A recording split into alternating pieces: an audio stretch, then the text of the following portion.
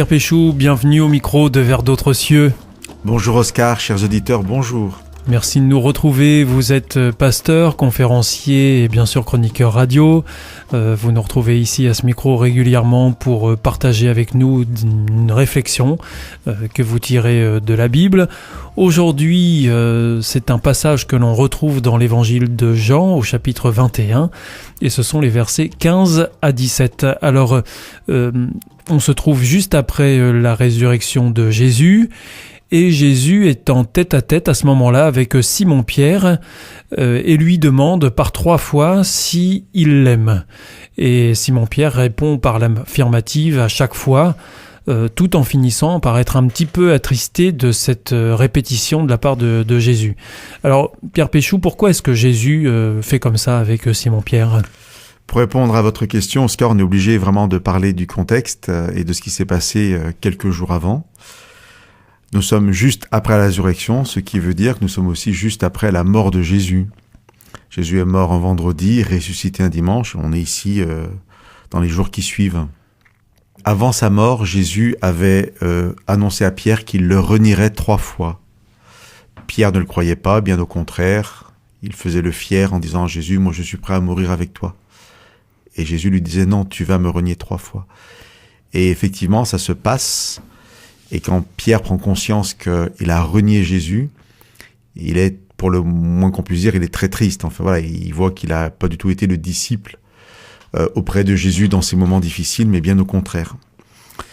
Et pour comprendre ces questions de Jésus à Pierre, pour comprendre ce passage, il faut connaître ce reniement de Pierre. Ça veut dire qu'il y a un lien entre le reniement par 3 fois de Pierre et ce passage avec Jésus ? Il y a un lien et l'un explique l'autre et toute la puissance du texte, en fait, va être dans ce lien. Je parle de puissance du texte. Pour moi, c'est peut-être un des textes qui a le plus de poids dans le Nouveau Testament, au sens très positif du terme, alors que les paroles sont toutes simples et on va les répéter comme un leitmotiv. M'aimes-tu ? C'est les paroles que Jésus adresse à Pierre. Et bien entendu, c'est presque pour moi une évidence, nous terminerons ce petit partage ensemble par inviter chaque auditeur à entendre ces paroles de Jésus prononcées pour eux. Vous pensez que Jésus nous adresse à tous la même question ? Oui, mais maintenant, pourquoi il nous adresse cette question ? Et on va expliquer ça et répondre à travers la question posée à Pierre. Pourquoi il adresse ces questions à Pierre ? Donc, j'inviterai peut-être les auditeurs, s'ils le veulent, s'ils le peuvent, à lire l'histoire qui est le contexte très proche de ce dialogue entre Jésus et Pierre et qui se trouve donc au début du chapitre 21 de l'évangile de Jean. Et cette histoire nous apprendra que Pierre était parti à la pêche pendant toute la nuit sans prendre de poisson et qu'avec lui il y a d'autres disciples, Nathanaël, Thomas et Jean et Jacques. Je reviens maintenant au verset 15 et je vais le lire. Après qu'ils eurent déjeuné, Jésus dit à Simon-Pierre, « Simon, fils de Jean, m'aimes-tu plus que ceci ?» Et comme vous l'avez fait remarquer, Oscar, par 3 fois, puisque la question sera posée 3 fois, par 3 fois, Pierre répondra oui. Donc, Jésus dit, « Pierre, m'aimes-tu plus que ceci ?» Et pourquoi est-ce que Jésus demande 3 fois ? C'est en rapport avec les 3 reniements précédents de Pierre ? Pour moi, c'est sûr et certain. C'est en rapport avec les 3 reniements. Et on peut voir le reniement comme quelque chose une erreur dramatique, plus qu'une erreur, une faute, une trahison.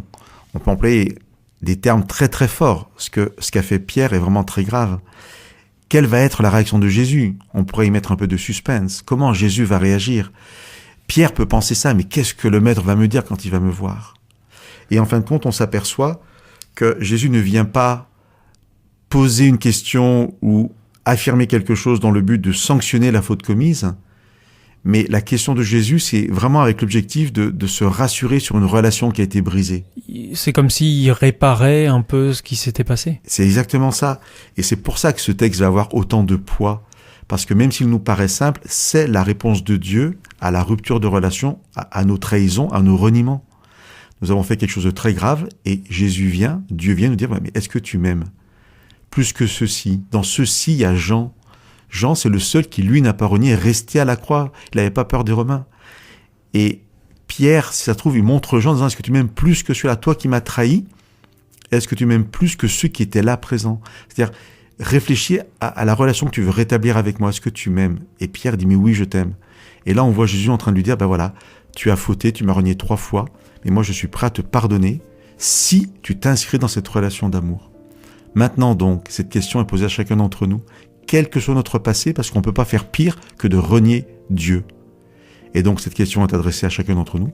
Est-ce que nous voulons nous inscrire dans cette relation d'amour? Est-ce que nous disons avec ce que nous sommes, oui, Seigneur, je t'aime? Si nous pouvons répondre oui à cette question de Jésus, m'aimes-tu? Jésus est vraiment prêt à nous accueillir à bras ouverts et à repartir sur un nouveau chemin de vie.